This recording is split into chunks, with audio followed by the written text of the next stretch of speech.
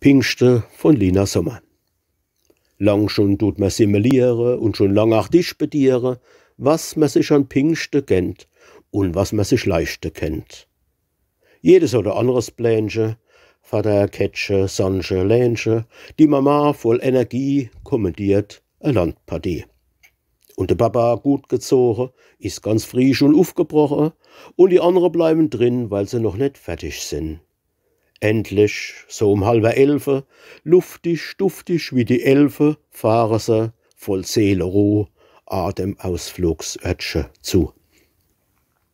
Noch im Essen wollen die Alten so ein bisschen Rudern halten und die Jungen, Saus und Braus, flittern in den Wald hinaus.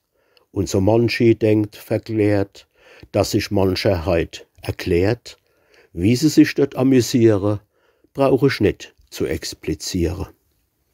So auf einmal ein Gewitter, ängstliche, nervöse Mütter. Draus im Wald, ihr arme Wärmchen, hen ja gar kein Regenschirmchen.